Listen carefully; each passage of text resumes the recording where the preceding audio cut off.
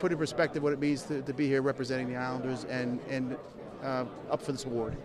Well, I think, obviously up for this award, I've always said to me it's a team award. It's I just get an opportunity to represent the Islanders and my staff and the players. You don't have success, as a coach without having a buy-in from your whole staff and having a good plan and them executing the plan, and you don't have that without the buy-in of the players. And we had a great group to work with this year.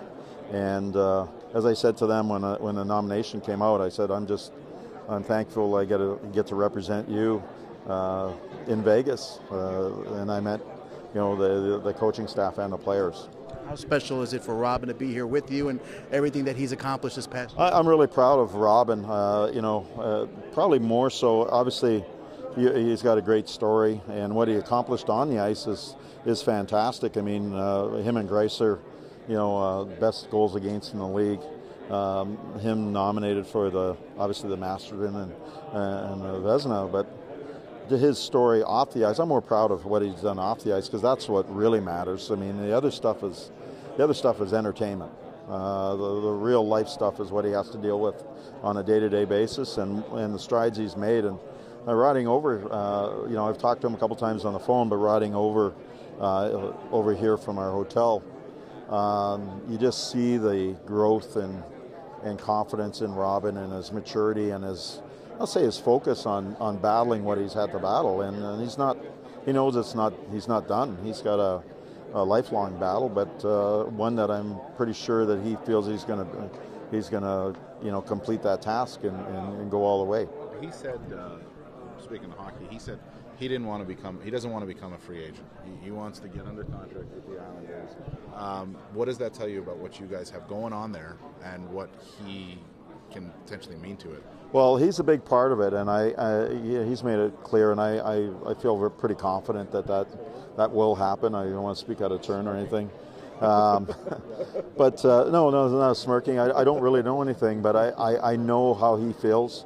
I know how we feel, and I think we are a good match for each other. I understand him fully.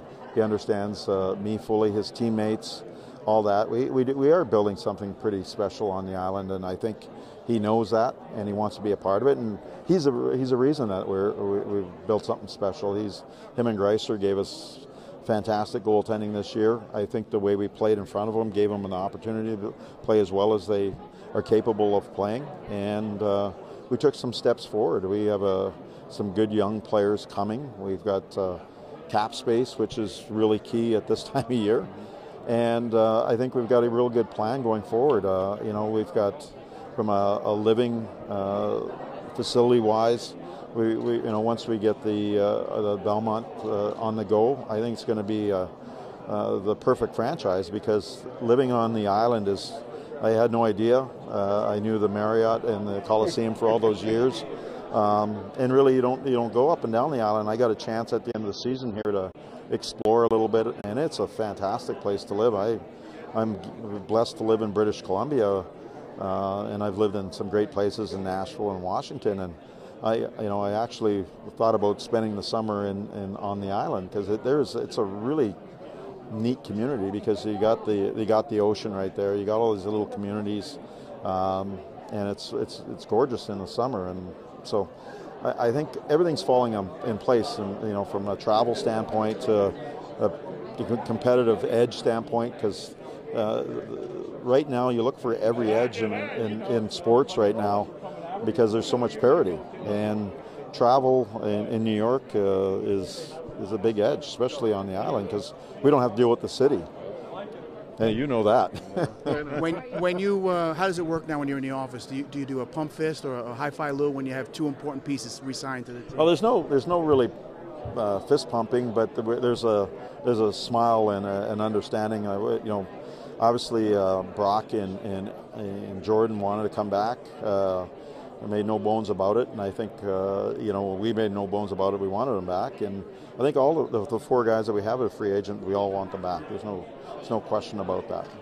That's undeniable. So hopefully we get them back, and then we're able to add some, and we've got some young pieces coming. So I'm really excited for where we hopefully he can take the next step. But in this day and age, to get an Everly back, to get a Brock back, nothing's guaranteed once these teams play. There's nothing guaranteed, but I think that says a lot about what we're doing on the island when they make no bones. They wanted to, they could test free agency. They didn't want to do that. They said, I like where we're going. I like what we have. I like where I live. I like the situation. So, all those things are real positive, and they're making a statement. Barry, you talk about the impact that your assistants have made and your staff. I mean, what does that look like day to day? What do the fans not see that these guys are doing behind the scenes? Well, one thing that people don't understand is, the head coach, we answer to the press, the fans, your management, ownership, all that, and we're the talking heads. But a lot of the heavy work has to be done by your coaching staff. I was talking to Craig Berube, and he went from assistant to head coach, and what happens, you get pulled in so many directions as a head coach sometimes that you don't get the opportunity to actually coach as much. So you have to have some really good lieutenants who can get your message across, get the work done that needs to get done. And I was very blessed. We had some new people in the staff who first time in really the NHL in terms of the coaching staff,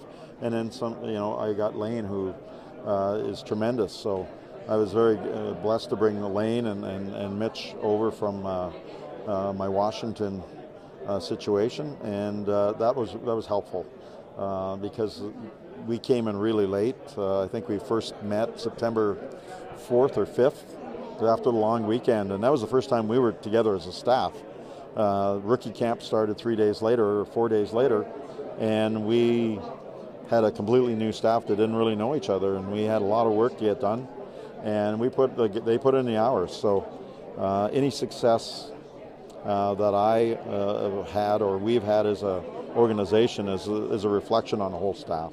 To that end, I think you're able to get the team to buy in, but like you said, with a short time to get it done. Now a second year, how do you take that next step forward and continue that transition, if the transition's the word? Well, I think what you're doing is setting a foundation, and every year is different. You change, we won't have the same team as we did last year. We don't have the same circumstances. We don't have the same expectations. There wasn't a lot of expectations, I would say, probably from our group last year. We have expectations with our own self, and now everybody else probably should have those expectations. Now, can we duplicate them? Yeah, probably. Will we? I don't know yet. But I do know that our foundation's there, and our understanding of who we are, what we're trying to build, how we're going to get it done, that plan is being communicated from the management level to the coaching level to the players, and we have a really good group. I mean, you talk about a group that cares about each other, cares about what the crest of the Islanders means, and in that community, it's a very passionate community. The Islanders, it's unlike anything I've seen before. It's almost one of those fan bases where they're with you thick or thin, and they've been with them through a lot of thin. And they remember the glory days as well.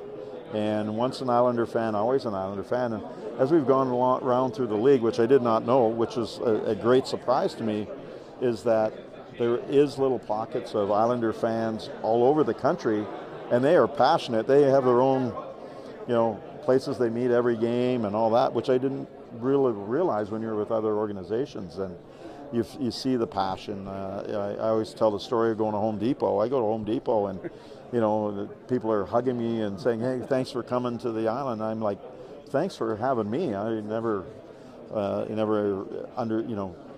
really understood the passion of the Islander fan base, and it is exceptional. And I'm very proud to be there right now. Satisfying, and I know you've won it all. You know what that tastes like, but just to come in late. And to take a team with no expectations and to get what you got out of this team last year. Well, I think it is a little bit fulfilling to the whole staff. I mean, and to me, I'm more proud that the players saw it. The players saw that the work that you put in, you can get results if you're willing to put in. If you're focused, if you're you're willing to put in the time, you're willing to put in all those things that is needed to have success, that you can have success. And having success as a group is the most fulfilling thing. We didn't have the ultimate success that St. Louis did this year, but we talked about the success that I had the year before, and I tried to convey those memories, those same thoughts, that hopefully down the road they'll recognize them, and maybe we can make some of our own memories going forward. So I think that there's a hunger with this team to do very, very well, and there's a responsibility to our fans from a coaching and management and ownership, which I know is there unwavering to try to deliver that.